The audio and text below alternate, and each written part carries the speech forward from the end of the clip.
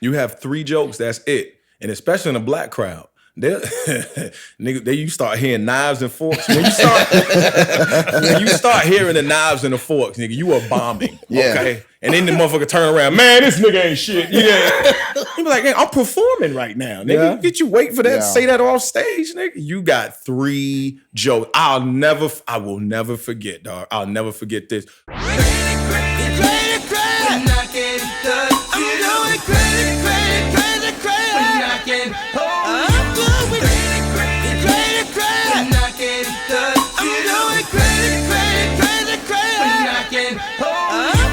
We sound crazy. Pharrell keep talking this music shit. Welcome to another week of We Sound Crazy. Billionaires in the building.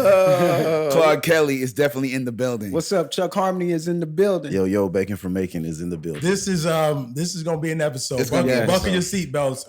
Already. Because we got a lot of 757 in the building already as it is. You know what I mean? We got an actor, we got a comedian, we got a Saturday Night Live alum. Yes, sir. Also a WNSB alum. Yeah. One of our affiliates out there in Virginia.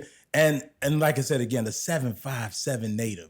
Ladies and gentlemen, make some noise. Jay Pharoah is in the building. What's happening? Glad to have you. But before we jump in, Jay, I'm actually thank you and your family first and foremost because I'm the keynote speaker for the Pharoah Phamily Phoundation fundraising gala is at the end of September. So I'm honored. Keynote. So I'm like handing me a microphone. I'm gonna have to do a script because I don't want to just be freestyling it in the hometown. But shout out to everybody in VA watching or listening. Yeah, that's a big deal, bro. Yeah, man. But I'm honored. Do you need a piano player? Because I may maybe bring Morgan Freeman. Yeah, but wait, what's the backstory in the organization? I mean, obviously it's your family, but fill me in. Well, the backstory in the organization would be this. Now, I started giving a scholarship out to anybody that wanted to pursue the arts and from a high school, whatever. Now we've extended that to all the city of Chesapeake City public schools, and basically, man, it's I was trying to find people like me. You know what I mean? Because I didn't get my stuff together until my senior year, but I was always artistic. You know what I mean? Like that was my strength. I just my senior year, I said if somebody writes something about me, I don't want them to be he was a C student. I want them to be like he had honors. So so a lot of kids, their energy is not towards scholastics. It's more towards the energy of being an entertainer or whatever. But you never know who could be the next whoever. So it was my goal to find those kids, and we've taken that and kind of elevated it now to the Pharoah Phamily Foundation, 3 Ps, where we'll have children who have won the scholarships. They'll come back, they'll speak. We track their journey, and we just want to find people that folks look over. Because there could be diamonds everywhere, but if you don't dig, you don't know where to dig, then you'll never find them. And shout out to the late bloomers. I was that kid too. Really? It's like, there's that track they set up for kids, right? School, senior, but like it's not designed for almost creative people to find themselves. Yeah. So the fact that you have something where you're finding those people, is dope. I mean, hey, look, and look, you got people out there that's trying to do it, and bigger apparatuses. I would say like, Kanye West with the Donda School, I don't know if he's still, is that still going on? I'm not sure if Donda. You don't know? But I don't know. But like that. Yeah. Just to have the eye and just to want to find children like that. Yeah. You know what I mean? That's super admirable. Yeah. But Phil, you gonna be speaking? I'm a keynote speaker here in just a few weeks, so I'm excited and just again I just donated some money to the organization. I appreciate that. I encourage everybody to do the same. Yeah. P3H.org at the bottom of the screen, or if you're listening, P3H.org. Yes, thank you, man. And you know thank you. You know the web, man. You said the website. Now I would expect this Sterling K. Brown to say it. Wait. You said you had the website done, man. I'm sorry, man. When I walked in, I was like, oh shit, and I was like, his lips look a little normal. He's talking about Chuck Harmony, our co-host. How close he looks like Sterling K. Brown. Can we do it side by side? Y'all can. We'll do it side by side. It's so crazy because I get stopped at the airport all the time and people think I'm Sterling K. Brown. And when I tell them I'm not Sterling K. Brown, they don't believe me. I'm like, You might as well start making some money for it and just say yes. And I can do it in person. Yeah. Is he that kind of famous though? What? Yeah. He's very famous. Yeah. This is us. Okay. Took him Yeah. in that stride. Yes. Definitely. This is us. He was in Black Panther. Anybody in Black Panther has Yeah, been. yeah. Even if it's, I'm like, damn, I want to get in there. If you visited Wakanda for real, you famous. Yeah. I mean, he looks like Sterling Campbell. I feel you claim you sound like Luther Vandross. We could just do a whole impersonation tour. We got a whole show going. Wow. I'm not in good voice today. Oh, okay. Yeah. Not in good voice today. I'm just making sure. Long ago. We sound crazy. Big, let me search it to find out how hard I gotta work. Yeah, it's your primitive is when yet. It's your primitive is when yet. Come on, Hey, look. Yeah. Now 50 is too much for me. Wait, his mouth didn't open at all. Just That's the old 50. yo. Let me ask you a question, because you can literally imitate everybody. Anybody. And I should say imitate. I say impersonate. There's a difference. It's a master. It's a master. But so do you, Claude. Don't do that. Wait, do you? I actually do not. Don't get scared now. Don't get scared now. My question Don't was. get scared now, Claude. Don't get scared. My question was. Uh-huh. My question was: have you ever gotten any heat, any kickback from people in person? Like, yo, I heard your impression, I didn't appreciate it, or it's all love. It's all love. Nobody approaches me in person and says that. I've had people on the phone say it. Oh, yeah, online. You know what I mean? But online, Shannon Sharp wasn't too fond of it at first. And I think it's now looking back at it, I'm like, yeah, I was kind of just like making fun of him, and I wasn't like embodying him. Yeah. And then back in the day, I was just doing the lips and stuff. And now it's just more like this, Skip. You gotta understand something, Skip. How can you talk to me like that, Skip? And you know what's gonna happen, Skip? They gonna skip your job. And that's exactly what happened. And that's what happened. That's exactly what happened. That's what happened. Now here's the thing. I got more money for the Cat Williams interview than I ever made in the NFL. I got more money for that. Understand. I got $20 million for that interview. I got $20 million for that interview. You see, when I speak, they should just start putting the circles. They should start putting the Looney Tunes circles around my head. And I just be like a beat. That's all ESPN. Can we do it side by side? That is crazy. But he talked to me about it, and I told him. Well, we talked about it when I went on Club Shay Shay, and he said, "Yeah, I didn't like it at first." He said, "But then you refined it. You came back and you refined it. But at first, I ain't like it. I ain't like it. No, I don't sound like that."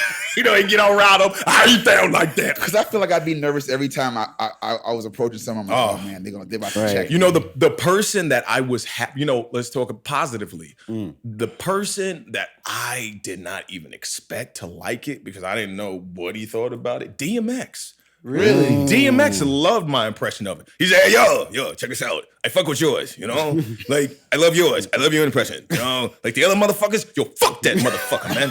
But you're fucking dope, man. I love it. And also, I really fuck with you. And I'll tell you why. I'm gonna tell you why. That's high praise, though. Yeah, that's high praise, really. But he said, look, I really fuck with you because, you have your father here. I've never had my daddy around, so I feel like today I got my daddy too, so I fuck with you, That's crazy. Who was the first person that you mastered in terms of like the impressions? Like, man, your voice is fucking me up. It's like everybody's high, and you like, yo, who do you who did I really? It's Bacon from Macon. Wow, it was at 6. It was Iago from Aladdin. That was the first one I met. Okay. Wow. Yeah, 6 years old, and then and the reason why the impressions they'd be so spot on is because I had a Joe Jackson type father, you know what I mean? And he would sit there, he'd be like, do the voice. And as soon as I would get out of it, he would get mad. And he'd be like, that doesn't sound like him anymore. So I'd shock, I'd go back into it. So thanks to Antonio Pharoah and a lot of therapy sessions needed, I have become one of the best in the world. Definitely one of the best. And look, when you have that type of pressure, it does make superstars. Look at that. If Joe Jackson never whooped Michael's ass like he did, that's right. Nigga, he wouldn't have moonwalked. That's right. I agree. I feel like he would have walked. He wouldn't have moved. he would not have been as great. Pressure definitely makes diamonds. Absolutely. You can't discount that part of it where like you need a tough mentor, parent, teacher. So Jay, like we talked about it in the intro, you are an alum of WNSB Hot 91, our affiliate out in VA. How did you go from a college radio station to Saturday Night Live? By not showing up. To work? I'm talking about not showing up to WNSB. Hey man, I ain't gonna make it. I'm sorry, I got SNL. You know what I mean? I don't know. It naturally happened. It's just funny to me that Doug had a speech to all the employees after I left. Yeah, Jay Pharoah was right here at WNSB. He made it to SNL. You can too. Be like, nigga, it's okay. Good luck with that. I mean, listen. I am a kid from Chesapeake, Virginia. Greenbrier, Chesapeake, Virginia. I went to Greenbrier up until 6th grade. I went to Crestwood, then I went to Indian River Middle, then I went to Greenbrier Middle School, then I went to Indian River High School. All right?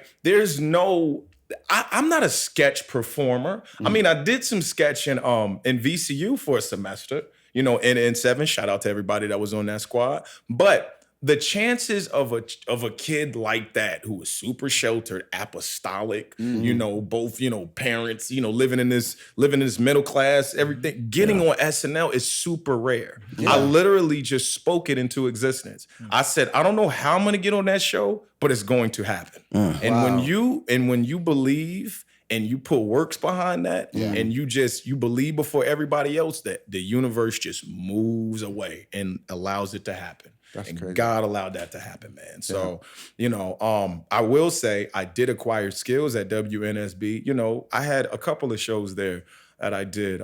It was What's Knocking Wednesdays with my homeboy J-Rod, and I had the Talk of the Town morning show. Mm-hmm. And the segments that I was doing up there, and having to pump out material every day, it did get me in the rhythm of coming up with things quick, which helped me on SNL because, every week it's a different show. Yeah. It's fast-paced, too. And you have to audition for your job every week. Imagine if y'all had to audition to do this shit every week. And you do a great show, and then somebody's like, that's not good enough. We'll see next week if you're that good again. You got to come in and audition again. Just imagine that.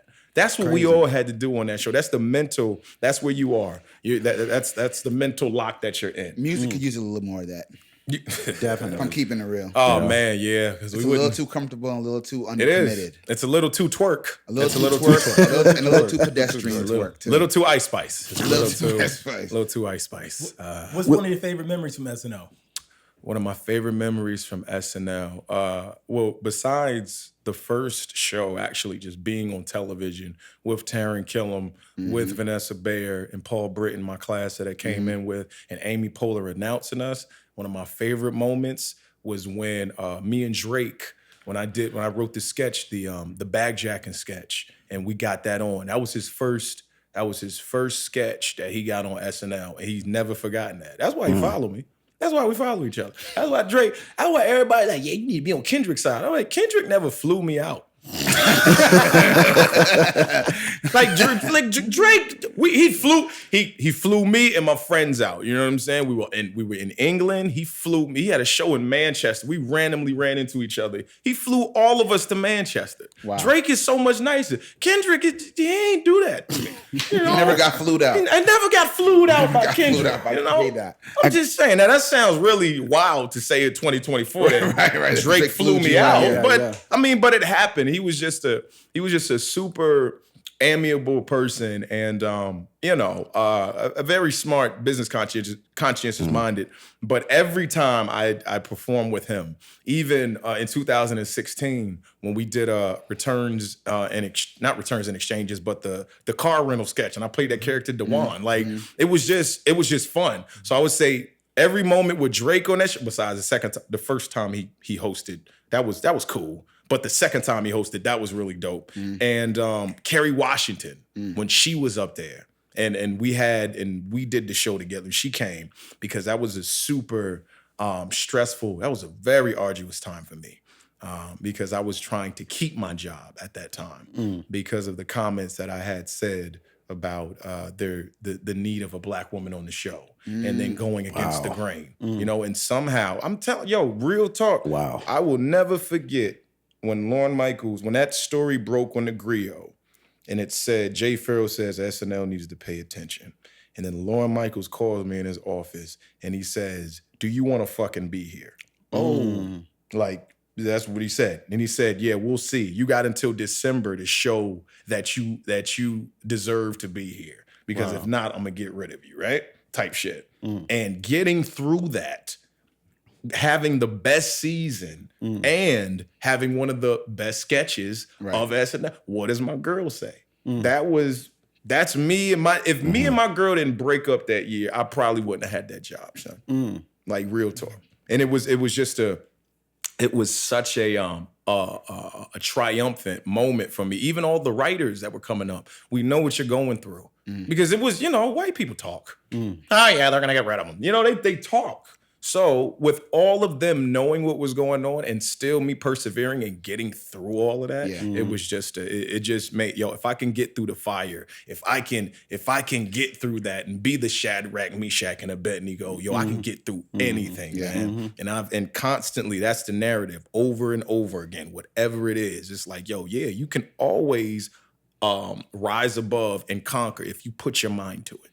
You can always do that. Yeah. So. Yeah. Anyway, hope I answered your question. What is one thing that you experienced during those SNL days that you kind of walked away from and was like, okay, I'm gonna do it different and pour into someone else differently than they? I guess just hanging out with certain folks and being a part of the crowd. I never wanted to do that. Yeah. First of all, I am a severe introvert. I can fake it on stage. I fake it every time I get up there. But nigga, rather be home alone. Home alone, chilling in my space. Yeah. That's where I thrive at. I thrive from getting energy from resetting. Whereas other people who are used to being out there, they get their energy by being around folks. Yeah. People are different. You just got to find out how you are. Yeah. I don't mind being around people, but I'd rather not. You know what I'm saying? I'd rather be chilling. But being a comedian is whatever. It's whatever. You have to be. You got to learn how to be gregarious in certain situations. And I wish I would have been a little more gregarious to folks because possibly we could have built some super relationships. But I have a lot of relationships from that show, so I'm good. Yeah, people that you meet, crazy. Yeah. I feel that way. I'm introverted in that way too. I think people when your job is to be outgoing. Yep. Then people assume that's what you are 24/7. Yeah. That's a lot of energy spent too. Do y'all ever see Eddie Murphy? Never. No. Never. He's always, if you go to his house, he'll be a puff of smoke, he'll come out. But if not, you don't see him. He's not out on the scene. Yeah.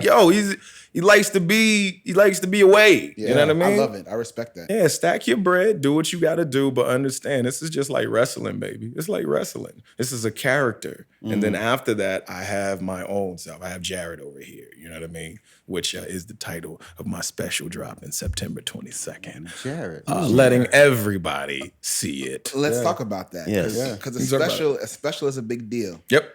And it takes a lot of preparation. So what can we expect from this special from you? Everything. Jared. You can expect Jared. Everything. Okay. Everything. Whereas before it's like, you just I ain't just gonna do the voices. No, fuck all that. You know what I'm saying? I've had a lot of things happen over the years and I just had to grow up. And I think when you grow up, you go through experiences, you just evolve as a comedian. So, I got messed with by the LAPD in 2020. You feel me? I got drugged before. You feel me? Not by Diddy, but I got drugged before. You know what I'm saying? Like there's a plethora of things in there that you wouldn't know. You'd be like, oh, I didn't know that about him. Yeah. Wow. So I'm looking forward to folks just seeing that and then that coming out. Hopefully doing well, and then doing another one because, boy, we are on a tirade right now. We about to, You got to say it live. So what platform? Jared is September 22nd on. Right. I'm putting it on YouTube. Putting it out free. I'm letting everybody get it. I'm letting everybody get it. I love that. Yep. Yeah. What's the biggest difference between Jared and Jay Pharoah in your mind? The biggest difference? I think the perception of Jay Pharoah is just, this motherfucker is just the king of impressions, which is cool, Yeah. I wanted to be that at a point, but then, your mind starts switching. Jared is everything. He's everything, you know what I mean? Jared sings, Jared raps, Jared's just, he's not stuck in a voice all the time, you know what I mean? It's just he's a person. Where Jay Pharoah is like The Rock. It's like The Rock versus Dwayne Johnson, kind of. You know what I mean? Yeah. But you see Dwayne, he's smiling and all that. The Rock, he's cocky, he's doing the eyebrow and all that shit. So it's different. You know what I mean? I can see that. But I'm happy that folks are gonna get a chance to see this side. Because I don't feel like they even know. People don't even know how I really talk. They don't even know. When I'm talking regularly, they think I'm doing an impression. Who that? I hate that shit. Hey man, who Who you doing now? That Eddie right there. Heard Eddie. I heard your mom. She was moaning last night. Out of here. Wait, but on some real talk, does that get frustrating? Like, is it frustrating to feel like or does it feel like being misunderstood? It just feels like being misunderstood. It's more of a I have to do a better job of showing who I am. I'm not doing the best job artistic wise showing who I am. But when you are arguably one of the best in the world at something, you can't get away from it. Yeah. But you just have to not allow it to frustrate you when people come up to you and ask you about, hey man, you hit me with the Denzel, whatever, because obviously at some point the impression or whatever has made you laugh and it's taken you from a dark moment. And that's what I'm supposed to do. Right. And that's all part of it. So yeah, it's just another part of me, and that's what you like, cool. But hey, come to the show, see something else. You know what I'm saying? Hey. Recently, I was flipping channels. And I stumbled upon the game show. Quiz with Balls. Absolutely. Yeah. How did that come about? Man, you know what? Man, once I stopped watching porno, man, the world started opening up. A whole new world. I'm serious, man. I am not being serious when I tell you this, bro. I did a whole life switch. I was out here salacious, a whole bunch of girls and all that shit, man. And once I changed that and I got out of my addictions, it just seemed like blessings started happening. Wow. Whereas, comparatively, me earlier in my career, I would always give it up for Christ and everything. I would always do that. It was, you can go back and see the prayers on my Facebook, long ones, just letting everybody know, because I'm like, God, I'm putting this in your hands. I kind of got away from that in my tenure at SNL. You feel me? Not saying that I had stopped believing, but just that I wasn't giving it up as much. And I was getting pulled more into the other world. And then once I realized how far I had gone and I drew back, that's when the blessings started coming again. So real talk, that's exactly what it was. It just came about. I had been talking to Fox for years. We were trying to figure out something to do with each other. They had brought me at least 6 or 7 other game shows, but I didn't feel like they gelled with me. And when I heard about the concept of Quiz with Balls, like Family Feud, Crossword Wipeout, I said, that's a no-brainer. I said, it's fun, you can learn, and who don't want to see somebody with a fake top get knocked in the water? You know what I'm saying? She down there, the hair floating. I want to see that. You know what I mean? It's just fun. It's like I wanted to do something fun. Yeah. And I was looking at game shows because, of course, the game show apparatus, when people, the preconceived notion is when somebody gets a game show, they're washed or something. No. Jamie Foxx still does beat Shazam. He still does movies. Like maybe back in the day it was like that. Like if you were a game show host, you would just get locked into that. But now you can do other things too. So it's like you're not in a box. You feel me? I love a good game show. It's so good. Like game show. Family Feud has been going on like forever, and it's still great. And Steve Harvey has banked how much off of that? He's the best host they've ever had. Jeez, when I watched Steve Harvey, you can still see him through his hosting. He gets his genuine comedy out just. Absolutely. As it's happening. Whereas, you watch other, and I'm not going to say any names, but other hosts that they have, they might come off more hosty. So the thing that I didn't want to do is when I got that show, I didn't want to come off hosty. And it's like, you can hear me being myself there sometimes. And I think that's the best thing too, because it's reality television. And I wasn't going on Love and Hip Hop. Hell no. Mona Scott, he wants to go on He's Love. ready. He's ready. No, Mona Scott. It's like Vlad TV. I don't mess with it. I don't mess with it. Yeah, we're good on that. We sound crazy. Hey, you courtside, not the middle row. All good love in a minute though. I can't stress about no bitch cause I'm a timid soul. Plus I'm cooking up ambition. That's all Drake ad-lib. You got Drake song. Yeah. He starts it. Yeah. It's like somebody choking him sometimes. Yeah. You remember the joints that who was the joints that and then you shake them? It looked like a I forgot what it was called, but it was like a dummy or something. You see the face, you shake them and it's, you don't know what I'm talking about? No. That movement in the camera is not going to read well. Right.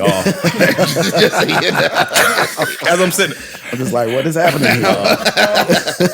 Look, well, shoot. At least I didn't Donald Trump it. I'm like, somebody need to edit 2 wieners in his hands.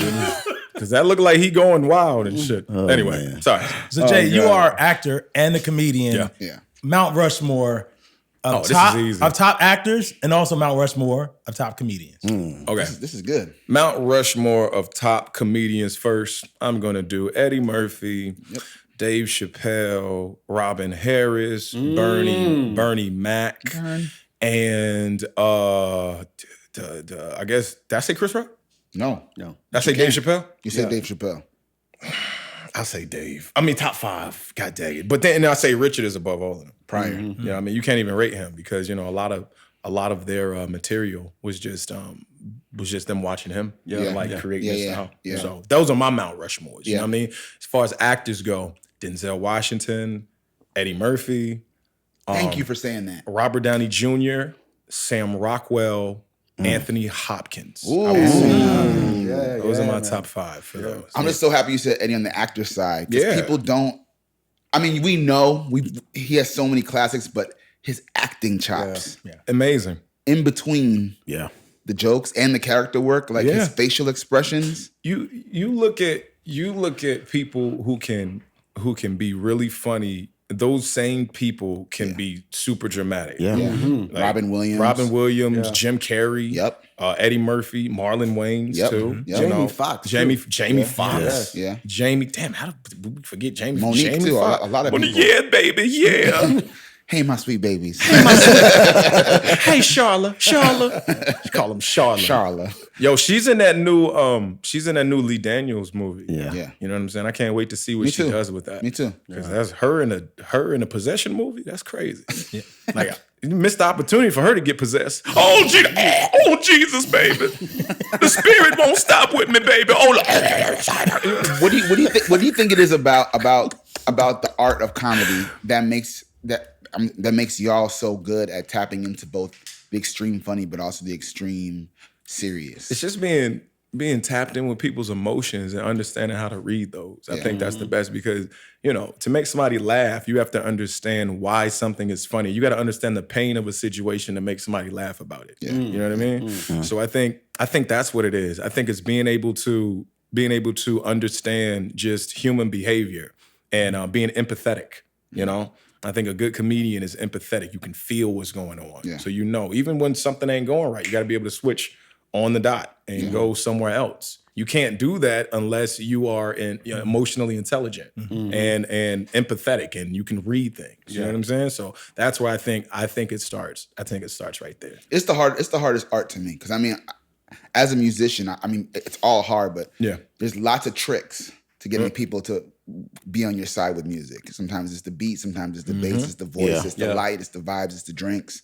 But having to come out to a crowd that's like, you better make me laugh. Yo, yeah, and you got 3 jokes. Right. You have 3 jokes, that's it. And especially in a black crowd. Nigga, you start hearing knives and forks. When you start hearing the knives and the forks, nigga, you are bombing. Okay? And then the motherfucker turn around, man, this nigga ain't shit. You be like, hey, I'm performing right now, nigga. Did you wait for that? Say that off stage, nigga. You got 3 jokes. I will never forget, dog. I'll never forget this. Before I got on Martin's tour, his last Lit as Fuck tour, he's doing a different one now.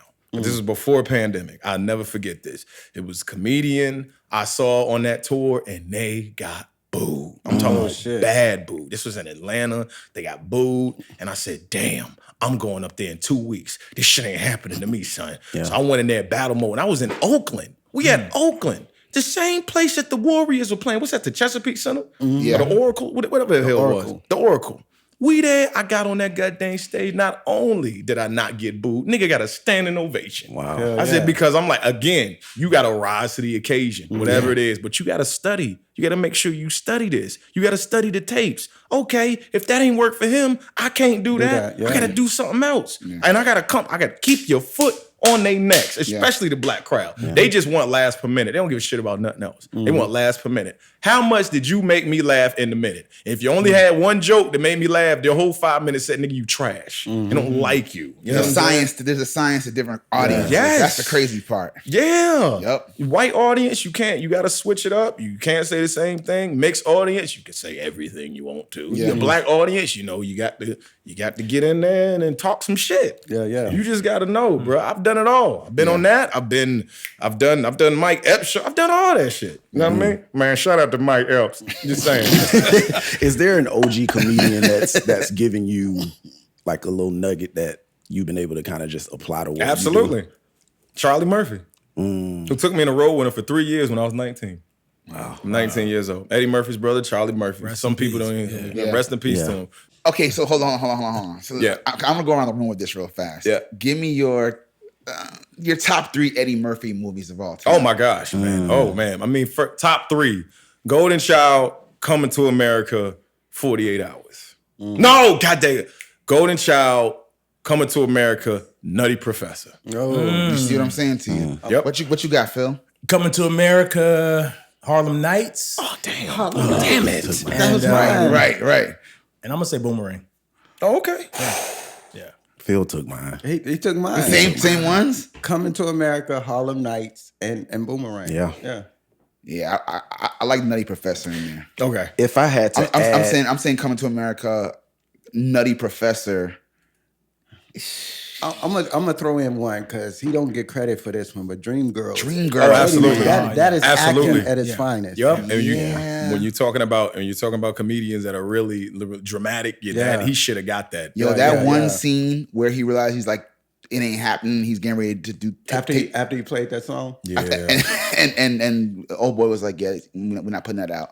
And you see him like decide, I'm gonna do these drugs, and everyone's leaving the room. Like he didn't say anything. It was his face. It's just a look in his face, like I've tried everything and I'm over it. It explains his entire artist story. Yeah, man. We sound crazy.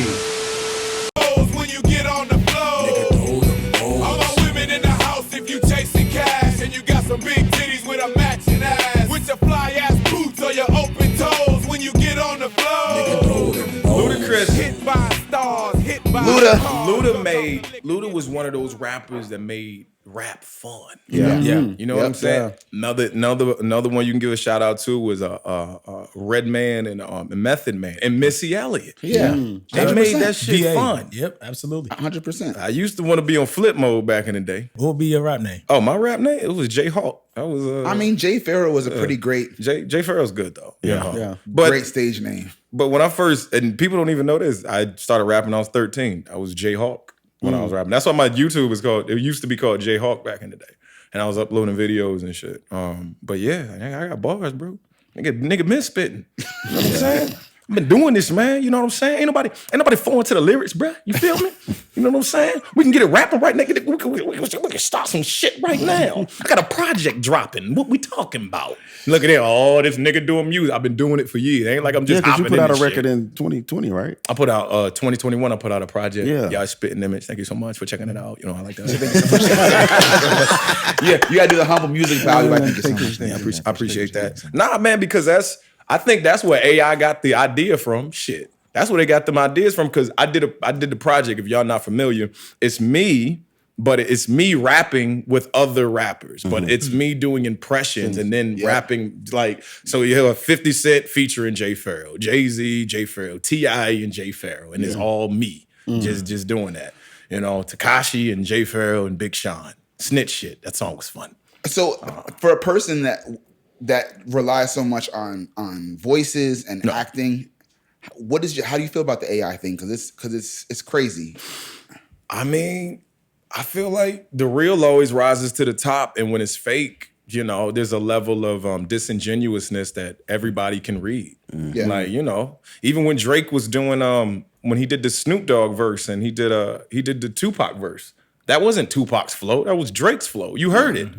Yeah, Kendrick, we need you. Yeah, Kendrick, we need you. Like the way he switched it. So I think people that can kind of decipher and they can fish out fake stuff, they're not gonna go for it. You know, and even though it's totally switching the industry up, music wise and the acting world, you know, because now, you know, you don't have to go in and ADR something. You can get somebody's actual voice and then have somebody say something, and then they can just match it like that. But you know, I'm telling you, dog, the real is always gonna rise to the crop. So people are gonna get sick of that. Like, that doesn't sound like such and such. It's something sounds off. But You know, that's the new world, and I'm invested in it. But it's the new world that we all have to walk into and get used to, because we're not going to go backwards. It's just going to get worse. Yeah, you can't put it back in the bottle. I mean, look, if you want to be honest, man, all of the technology that you see come out is like 10 to 20 years old when they call it new. You know, they've had it before. Yeah. Governments had this shit before. Yeah. Like, and we're just all behind. Yep. You know what I mean? Yeah. My mother worked for the government, so well, she don't work now. She's retired, so nothing can happen to us. I can you know all the secrets. Put all these secrets out. You know what I'm saying? Spill all the secrets. I didn't know what my parents did. Both of them worked for the government, and I just knew there was food in the house, so I didn't give a shit. They could have been out shooting people. I didn't give a damn. Right. My parents could be Mr. and Mrs. Smith. I don't fucking know. But guess what, nigga? I had spaghetti. Right. I had spaghetti. You know what I mean? We good. We had spaghetti, nigga. You know what I'm saying? We had I'm from the burbs, but I got parents both, from the hoods, whatever. Mm-hmm. So, we had the box with the seasonings from the oodles and noodles that we ain't used and shit. Yeah. Y'all remember Steakums back in the day? Nigga, yes. Steakums. What? are you talking about? Thought you was doing some shit with Steakums, baby. Steakums. I remember we had remember the damn you remember the Capri Suns and shit? Yeah. Every summer I'm like, I could do a damn good Capri Sun right now. Capri Suns are you remember the quality. Huggies? Remember Huggies? Yes. Nigga? Yes. Nigga, flavored water. Nigga, Yes. Sugar. That shit was good. They were good back then. Stuff that never froze. Yeah. Yo, and hot. Wait, why was Hawaiian Punch always so hot? Nigga, Yes, you can it never got cold. That shit never got cold. You could put eight ice cubes in there and it never got cold. Never got cold. Yeah. Always warm. What the fuck? That, what is it, Tampico? Is that why? Yeah. Okay. Is that what it is? No, Tampico and then Sunny Delight, all that shit. Sunny Delight. Gas. That's the orange. The Yes. orange Yeah. thing. It never gets cold. Sunny Delight tastes like thick, slimy orange juice. Orange juice. Spitty orange juice. Spitty. Taste like spitty orange juice. Orange juice with COVID. Oh, come on. We sound crazy.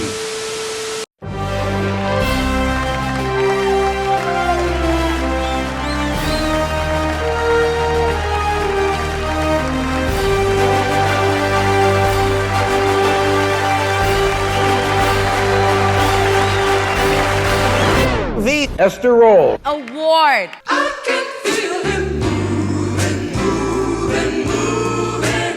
I can feel him moving, moving, moving, moving on the altar of my heart. Every now and then. The Lord is my Sexy shepherd. Red. Is that Sexy Red? No. Nah, real. So that's actually Esther Roll, who played the mama on Florida Evans. On and he played JJ on the live version of Good Times. Oh, that's why you did that. Okay, cool. No, this is the segment. Look behind you. Look behind you. Oh my gosh. I didn't know she sang. I just thought she just said, damn, damn, damn. My name is Florida Jane. That's exactly why we did that. So we have a special part of our show called the Esther Roll Black Excellence Award. Because people are known for one thing, but you don't know they did something else. Or they don't get credit for all of their talents. Who knew she had a whole gospel album in the 70s called The Garden of My Mind? Yeah. That's crazy. I wow. Would never know. And so that's our talking point to lead to this conversation, is that at this point we nominate and vote and give someone an award, a Black artist in our industry that should be getting more praise than they do. Mm-hmm. Someone who deserves the flowers. Am I getting that today? Are y'all giving an award to Reggie? Could be. Quite possibly. But we talk a lot and we joke and we talk about music and showbiz, but you also want to be giving love to people that deserve the love on our platform. So that's what this segment is. Shout out to Esther Roll for her album. Shout out to her for that. Shout out to her role in Rosewood. I didn't get Rosewood, yeah. Like, great movie, by the way. That was great. Yep. It was a nigga. White women have been lying. It's been lying for years. But sorry. That movie will piss you off, man. It will. Real mad. Ving Rhames made you happy though. This nigga, he had his neck muscle saved his ass. Remember that? And then he was sitting, he had the knife behind his head. Now, no, ain't nobody gonna be able to do that. That nigga would have been dead. But for the could not hang movie, him. Yeah. boy. That's why I always say, too, talking about next, I can never... maybe I shouldn't say it. So let's nominate. Who we got this? I'll jump out there first. Okay. We were talking about him earlier when you did your Mount Rushmore. One of my favorite comedians who I don't feel like gets his just due, Robin Harris. Robin Harris, Absolutely. Yeah. Absolutely, Robin Harris. But y'all wait for me to go? No, we Oh, just yeah, going around. okay. Okay, so I've been watching, for whatever reason, a lot of old Soul Train clips. I'm gonna put Don Cornelius Hell yeah. on the table. Like the way that he helped America see a new dimension of Black people when he did Soul Train is just unmatched. And so I think we've all benefited from that. Yeah. So yeah, Don Cornelius for me. All right, I got one. And a lot of people don't talk about this brother, but he is from the 757 too. And no. I think Nate Parker should definitely get Nate. Shout out to Nate. You know what I mean? He has a production company. He's helping the kids. You would never know unless you really follow him. And he was one of the predecessors and the first people that started acting and being able to acting for the VA folks to get out. You know what I'm saying? Yep. So I think he was a trailblazer. So I gotta give flowers to Nate Parker. I have to do that. You know what I'm saying? He's just super dope. I'm gonna nominate Sinbad. Oh man, that's a good one. Who I think is a trailblazer for kind of talk show because I saw him all the time on Apollo. Same. He used to host the Apollo, and of course he was on Stand Up and Different World and all movies and stuff. And but never cursed. Yeah. And was still funny. That's a good one. Super funny. It's a great one. Wow. Yeah, Sinbad is my nomination. Yeah. I'm gonna go music and give it up for an independent artist that's been on the grind for a long time. And Benzino. Let's give it up for him. Not Benzino, but my friend Tidra Moses. Yeah. Tidra. I love Tidra. From Nolans. She's been doing her thing the whole time, dropping great music the whole time. So I just want to give her a shout out on that. Yeah. I love that. Wow, this is an interesting group. So we got, just to recap, we got Robin Harris, Don Cornelius, Nate Parker, Sinbad, and Tidra Moses. So at this point, we vote. You can vote as many times you want. And if we hit a tie, we'll do a second round and tiebreaker. So vote as many times you want this first go round. Up first, Robin Harris. I gotta give it up. It's 5 out of 5. Okay, that's what's up. Don Cornelius. I mean, No pressure. I mean, yeah. All right, 3 out of 5. Yeah, that was it. I got to vote for the 757, bro. Nate Parker. Hell yeah, let's go. 4 out of 5. Sinbad. Yeah. This is hard. It is hard. Ain't nobody gonna leave. Tidra Moses. I don't know Tidra Moses, but Complex Simplicity. Yeah. All right, so we have a tie between. Sinbad and Robin Harris. So now this time you can only vote once. We gotta break the tie and give someone an award. Damn it, we can't afford to. I know who I'm gonna give. All right, so go ahead, Phil. Majority rules, Robin Harris. Congratulations to the legend, one of my favorite comedians. I used to love Baby Kids growing up. Man. Robin Harris, our recipient this week of the Esther Roll Black Excellence Award, the Irby. Wait, what about you ain't vote for Simba? You It was majority rule. By okay. Sorry, Sinbad. Sorry. Next time. Yeah, we got you, Sinbad. Yeah, man. But Robin Harris, and he had a 4-picture movie deal before he passed away. Yeah. He was on his way, and some of those scenes where he roasting people. Yes. Like when he's at house party, he's trying to find kids. He walking in. Oh, what's your name? My name is X. Well, go get me a bean pie and a pork chop sandwich, you little chump, motherfucker. And you, hey, look, let me tell you something. Motherfucker with a jerry cut here. You better never not commit a crime. Police, have no problem finding you. All I gotta do is follow drip. You follow drip. Classic. Y'all, I'm really happy you were a guest on We Sound Crazy because I have such a utmost respect for comedy, not just because, of course, it makes you laugh, but I think that comedy is doing the best job of social commentary. Yes. Absolutely. And making you think. Yeah. Making you do your homework, making you learn something, it's not just the twerking. You know what I'm saying? It's like you will leave and feel like you had a good time, but also you might have changed your perspective on politics or life or religion. My life was changed. Chuck dragged me he was like, get on the car, we went to Memphis. This is years ago.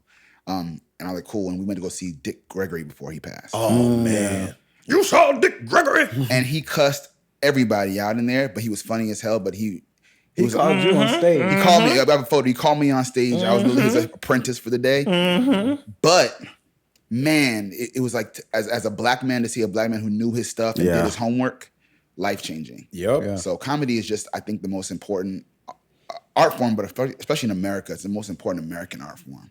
And somebody who was perpetuating that that torch, I would say, would be like Dave Chappelle. Yeah, for even sure. Even Cat Williams when he really gets introspective and talks about some shit. You realize he knows what he's talking about. It's not just shuck and jive. Like he's done his homework. Yep. Very, very clear, very lucid in mind when it comes to those guys, and you can see the painters, the intention, painting. Yeah, they're painting a picture, and you can see it's a masterpiece by the time they're done. Yeah. You know what I'm saying? I wish we would have done top 10 for comedians, man. I mean, you can give me 5 more right. Give me the next 5 real fast. Easy. Cat Williams, Chris Rock, I would say Carlin, Robin Williams, and last one I put up there. You know what? I'll put him up there too. Dick Gregory. I'll put him up there too. Yeah. You know what I'm saying? That's a heavy duty list right there. That's hey man. You know, I watch people. I watch. They do the homework. Yeah. They not like us. Yeah. Hey Drake, I heard you like I'm young. But I never come to cell block 1. I don't know. I'll be saying that randomly. I was like A minor. You know what kills me? That kids are doing that at parties. Right. 12 and 13-year-olds. Right. Trying to strike a chord, and it's probably A minor. I said, y'all realize y'all mind. It's about you. It's about you, mother. It's about you. Anyway. Make sure you follow us on all platforms at We Sound Crazy and WeSoundCrazy.com. And shout out to our partners at Visit Music City. Thank you so much for holding us down. And shout out to y'all for not asking me to do Will Smith. There wasn't one Denzel asking anything. This has been a great conversation, guys. Thank you so much. You're welcome back anytime you're in the Nashville area, or if we're in the same town as you, we definitely want to come to the show and do a little backstage. We do a thing called Backstage Pass, so maybe we'll pop up at the show and let people know what you're really like behind the scenes. You should. Let them know. Shit. Like, word? He like that? Yeah, motherfucker.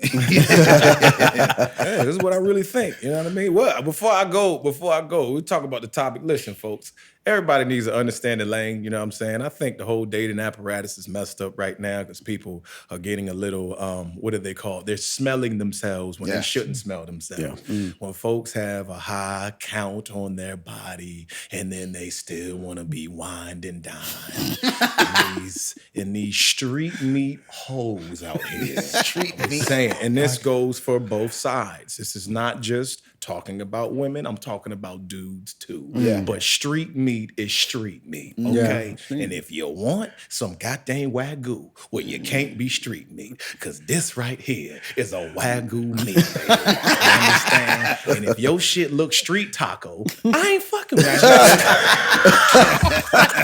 I know Carnita Cooch when I see it. Right. Oh, man. Oh, God. Gotta be selective. I know some halal box when I see a halal box. You know what I'm saying? Like straight up. Like straight up. Halal box. That's what it is. Oh, God. Yeah, I need me a man to do this. Bitch, come on. You suck dick for a living. Get out of here. So you're saying you're not a fan of online dating? I'm not I don't want to discourage anybody from slipping in the DMs. So I would say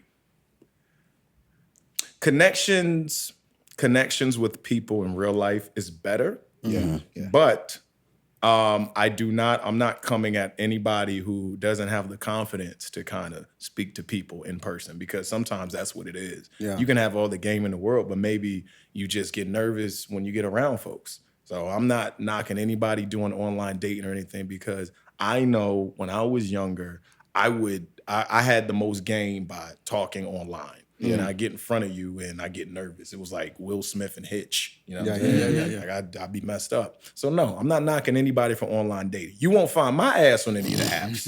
Right. You know what I'm saying? But, I don't, if that's to each his own, whatever works for you. You know what I'm saying? Yeah. I would say find somebody that works and stick with them. Yeah. Because listen, the dating apparatus out here is effed up. Oh yeah. You're right. You're right about that. Up. You're right about that. It is. It's crazy. So you get somebody that you vibe with just vibe with them and stick with that person, and don't do them dirty if you love them. Don't do them dirty. Yeah. Don't do them dirty. Don't do them dirty. Wise words. Don't do them dirty. Be exemplify all of the fruits of the spirit. Do that. If you go by that, I promise you everything will work out. Yeah. And that's life in general. You know what I'm saying? Facts. And understand everybody is trying the best that they can. Yeah. And that's the last thing I'm gonna say, because I heard that this nigga getting long-winded. Jay Pharoah's Jared special is streaming on YouTube September 22nd. Yes. The Quiz with Balls is streaming on Hulu right now. Yep. And I'll see you at the Pharoah Phamily Foundation, man. I'll see Keynote you there, speaker. brother. Come on, man. This is good. This is good. Keynote speaker. Alicia Keys note speaker. Wait, what? With Alicia, you expect what you mean? What you mean? I was pounding him. Oh, okay. Yeah. Did you met her? Phil knows everybody. Yeah. Alicia's cool. Yeah, she's cool. You know what I'm Super saying? cool. Swiss is Phil know cool. everybody. Yeah, Swiss is cool too. Swizzy. Yeah.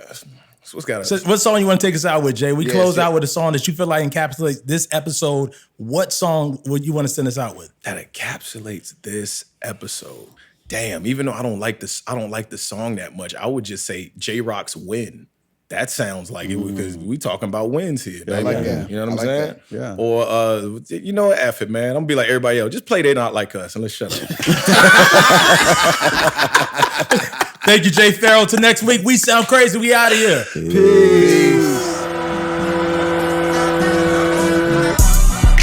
They not like us. They not like us. They not like us. They not like us. They not like us. They not like us. We sound crazy.